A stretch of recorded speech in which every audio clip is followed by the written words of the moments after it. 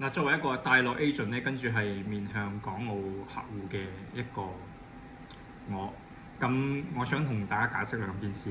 第一，點解我哋大陸呢邊嘅 agent 咧係唔着西裝啦？跟住第二咧，點解我哋係唔用冇卡片嘅？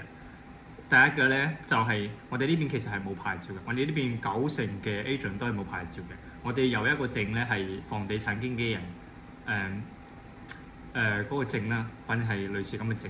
跟住咧喺香港係每一個 agent 咧佢都會有牌照嘛。我知有個協會，因為我睇美國嗰邊都有個呢個咩房地產協會嘅，跟住係有個牌照係可以攞證嘅。我哋大陸呢邊係我可以擔保係90%都冇嘅，因為我哋呢邊 agent 咧係以經驗去取勝嘅，即係客戶 buy 唔 buy 我哋，唔係睇我哋有冇咩證。就比如一個廚師啦，佢煮嘢好食好味，但係佢唔係米其林嘅咩廚師啊，或者係咩西廚大廚啊，呢啲其實我哋係唔睇呢嘅，我哋就係睇嗰人佢煮得好食。我哋房地產 agent 無論係我哋啲銷售都係有好高端嘅買家啦，可能係睇呢啲嘢嘅，因為佢哋接觸嘅一個圈子咧係就係咁樣，佢因為佢嘅人群咧接觸嘅人群咧就係好高端啦，跟住咩都要法規㗎啦。但係我哋有啲，比如話我哋自己去買樓，我哋都唔會話，只要你幫到我，你有經驗，比如話好似我呢啲咁嘅後生嗰啲 agent，好多人都唔信任嘅。跟住咧睇起身係有上下年紀，咁佢肯定見多識廣啦，跟住好多人都會擺佢哋，就係唔睇牌照嘅。呢個係第一點。第二點咧，點解我哋係唔着西裝冇卡片咧？因為我哋行嘅係親民嘅路線，好多大陸人咧，佢見到佢有刻板印象咧，就係見到你西裝革履咁嘅樣啊，覺得你賺好多錢啦，定係乜樣啊？即係唔體貼啊，唔親近佢哋啊，因為佢哋本身除非係你，我哋係講求一個叫咩咧？即係個客戶係着咩，我哋就着咩，咁樣同佢親近啲啊嘛，係咪？跟住咧係我哋嘅或者香港、澳門嗰邊咧就比較講專業性啦。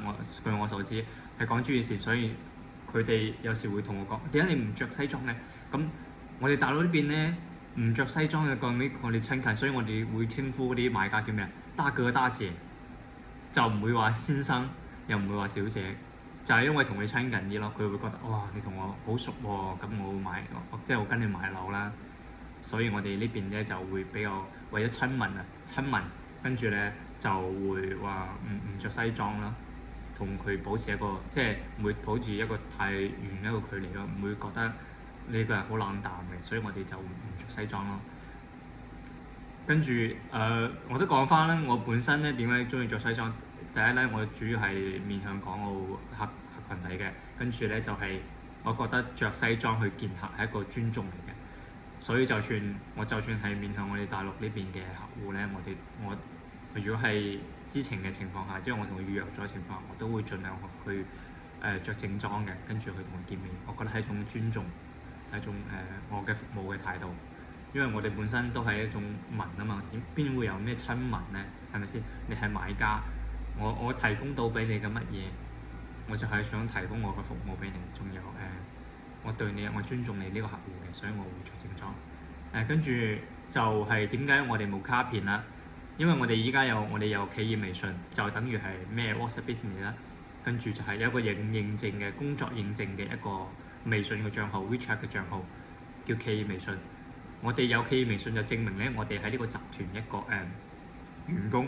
講翻呢度咧，前面我冇講到咧，就係你要知咧，我哋呢個大陸除咗睇，我哋係唔睇個人嘅，我哋跟人嚟買樓係睇品牌嘅。比如話我依家係貝殼421啦，咁係一個大嘅公司，跟住咧啲人就會因為呢個品牌，因為呢個公司去揾到我，佢會信任嘅係信任呢個品牌。所以話你如果喺大陸呢邊咧買樓又好咧，買咩都好咧，一定要相信品牌呢個力量。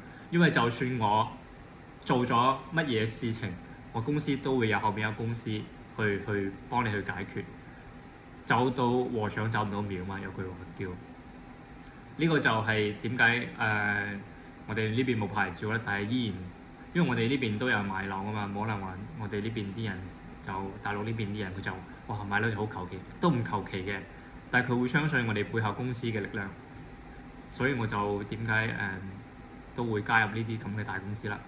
跟住就係卡片呢個問題啦。卡片呢個問題咧就係、我哋既然有記憶微信咧，我哋就唔使再派卡片啦，因為首先咧日日帶住喺身上都好麻煩，其次咧我哋就係冇咁正式咯。你又唔可以話我哋呢邊係完全唔正式嘅，都有好正式、好專業嘅一啲經紀人我都見過。因為我啲同行都有做得非常好嘅同行。